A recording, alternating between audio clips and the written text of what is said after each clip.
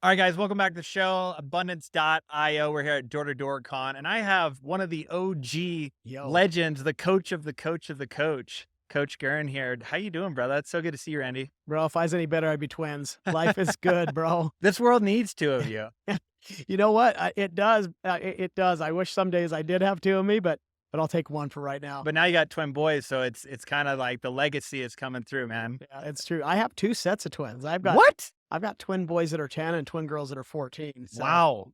it's crazy. Good on you, man. I got my firstborn now, and I'm just struggling, not struggling, but handling one. I got to get some more dad advice from you.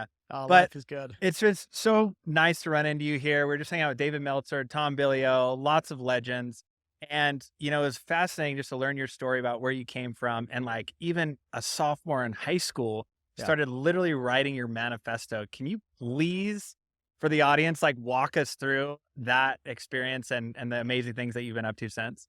Yeah. No, it's super, super fun. When I see your company, bro, I literally, it's like a reincarnation of myself when I was like 25, 26 years old. I don't even know how old you are. You're probably like 23, 24, I'm dude. 34. I'm looking good But though. you're 34, but I mean, do you look amazing, Thank you. coach? You look amazing.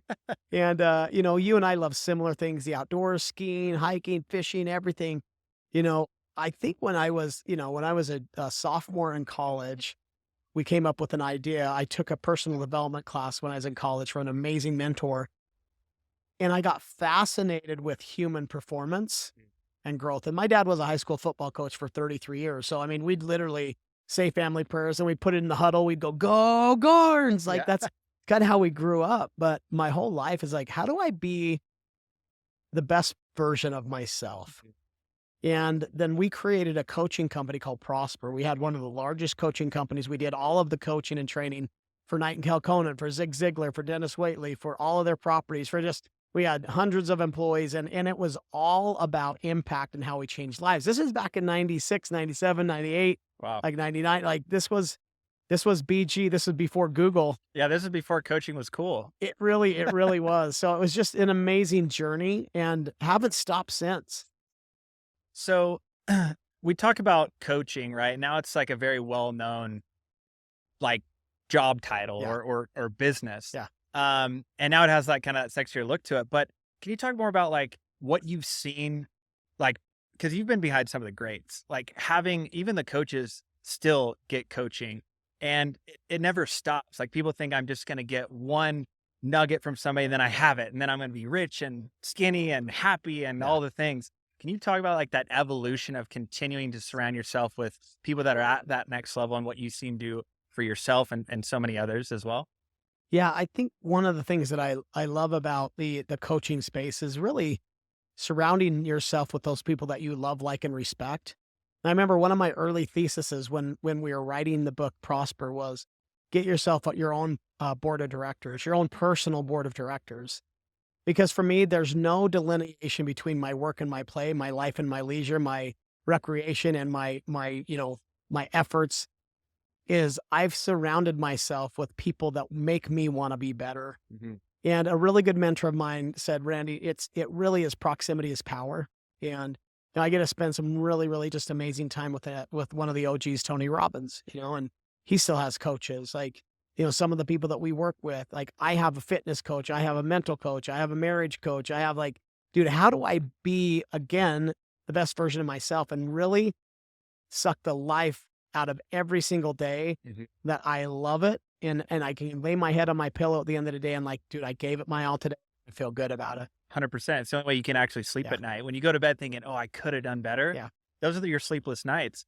When my dad passed away in 2010, that was that aha moment for me of Yeah. like, life is short. Yeah. If I'm not giving it my all, then what am I living for? Yeah. And that ignited something in me Yeah. at about 19 years old and started really going down that thing looking for my next coach. And when I found the first one, Yeah. it led me to the next one and to the next one and to the next one. Like you said, that proximity, now you start running into the people that can help you get those quantum leaps. And that's Yeah. what we talk about a lot on abundance. When are you going to go through that abundant leap? Yeah. Well, being around the right people, David Meltzer was just talking about it on stage. Yeah. Like get around those people that have higher vibration because guess what? They attract more people with more vibration that can help you leap. And just in the little 10 minutes of us sitting talking with Steve and these guys in a matter of 20 minutes, we're like, oh my God, now we got to do this. You got to meet this person. And it's contagious once you really start going down that path. Yeah. And I always say that if you're not losing friends, or if you're not losing friends, you're not growing, because you start to make room for people like you to show up to now, where we're talking about going and skiing and doing some of these bigger things with these other masterminds. It's just so powerful.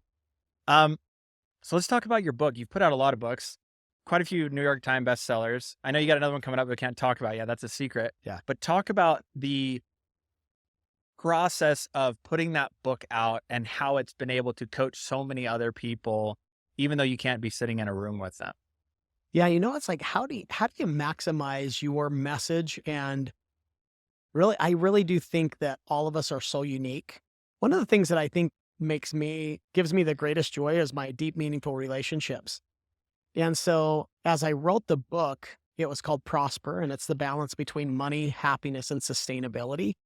So it's really how to live a prosperous life, not being rich, not being happy, but literally like it's the multidimensional function of having great wealth and having like being happy doing what you do and making sure that it's sustainable, which means you can do it over the long haul and it's good for everybody involved, that there's some sustainability to that. You have to have that's a three-legged stool of prosperity. We did tons of research on it, but one of the things that writing that book made me a better person, because it wasn't just snorkeling. I had to like scuba dive on what was meaningful for me. And a lot of people say like, Randy, dude, you have mastered the art of living. Like, I have the most amazing friends. I have a beautiful, beautiful wife. I have more than I know what to do with. I can only put on one pair of pants. I can only eat so much, but like, it's like, what impact am I going to make? So writing the book Prosper, I'm literally living what it means to have money, happiness, and sustainability. And it has formed who I am. Yeah. It's putting my thoughts to paper. And my best friend is a co-author, Ethan Willis. Like, we're totally living it together and doing life together. And so one of the things is like, it literally didn't become just an idea. It became a habit. Yeah. And now it's who I am. And it became that manifesto when you're sitting with it and meditating with it and thinking about it and like really doing it. Because if you want to get good at something, go learn it. You want to master it, teach it. Right. Exactly. And so you're like, man, everything I'm putting out in the universe, I want to make sure this is right. Like, where am I at in this? What do I need to fix? What pieces do I need to put together in order for this to have a bigger impact? Yeah. It's so incredible, man. You're so powerful. Literally in the last 30 minutes that we've gotten to speak, I feel like we've raised each other's vibrations in so many different ways. I'm so excited about what's to come. So a lot of our audience are people that are, first-time entrepreneurs, thinking about starting a business, maybe a few years in. What advice would you give to them as they're really stepping into this new world? Because it takes a paradigm shift going from working as a 1099 or a W-2 employee to running a business. Like, can you talk? I know that's a huge conversation, but in a couple of minutes, like, what piece of information could you share with them that would help them through that process? Oh, I love it. That's a good one. It's interesting. We're at D2D Con and one of my first companies was a door-to-door pest control business. And, wow. And we did it first year. And like, my gosh, this isn't that hard. We can crush this and build it up. And I think the biggest thing I would give for entrepreneurs is that you better start learning how to build your courage muscle, because it takes courage to be an entrepreneur. It takes courage to be your own boss. It takes courage. Like, if you need somebody else to tell you what to do, and if you think being an entrepreneur is easy and you don't have that courage muscle and you want to be an entrepreneur and work for somebody else, which is fine too. But if you want to have true freedom, then there's nothing better than building your own company, your own business, your own life, because a big, big core of me is, what does freedom mean? Mm-hmm. And a lot of entrepreneurs don't have that freedom either, because they've actually built themselves into a job and a business that they can't escape from. So you've got to learn to master that. And so for a first-time entrepreneur, I would say make sure that that you're clear on where your standards are. Mm-hmm. Your standards are like, how hard are you going to work? What kind of effort you're going to put towards it? And then I would personally surround yourself with 3 to 5 personal board of advisors. You don't have to pay them or anything. Just ask people to be on your personal board that you could meet with like once a quarter, or you can reach out to them. surround yourself with great mentors and coaches, people that have done that and people you want to be around. And I would get rid of anybody else that literally drains your vibration and your negative thoughts. Surround yourself with those that have done it. You will have so much more success. That was a massive success. As I look back in my life, I was not afraid to ask for help. And I was not afraid to like go and make a freaking seat at the table.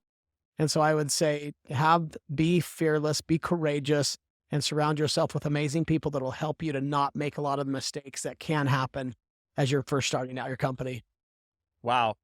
That was a mic drop. I think we can cut the show there. That was really fantastic.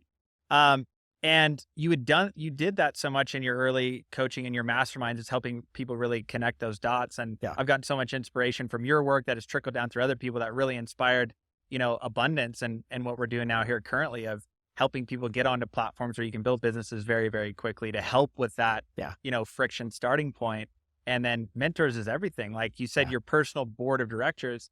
It's like now we have 6 of some of my closest friends that have grown this with us, that every day we're like, are you doing the reps? Where are your blind spots? What's happening? Because they help me see my weaknesses and challenge me to be better every single day. At first, it pissed me off. I'm like, dude, stay in your corner. But I'm like, no, because now it has allowed us to grow. And there's like that amazing camaraderie that you have where it's like, are we doing this or are we not? Like, let's go. Yeah. Well, I absolutely loved being with you. I absolutely love your company. It's making an impact in the world. It's making people better. Abundance to me is basically when you surround yourself with the right people, the pie gets bigger. That's what abundance is. Abundance is the people that like make sure you surround yourself with givers, that you give to give and you don't take. But I love what you guys are doing. I'm so excited to see the journey that you guys are going to go on and the growth that you're going to have over the next 3 to 5 years. The coaching industry is continuing to be one of the fastest growing industries on the globe right now. And back in the day, when we were doing it, it was not cool. It is awesome now. And I really think you guys could be the thought leaders in the space. Wow. Wow. I do not take that lightly. Coming from the legend himself, I'm so glad that I've gotten to sit down with you and share what we're doing. And you're going to be a part of it in a big way, obviously.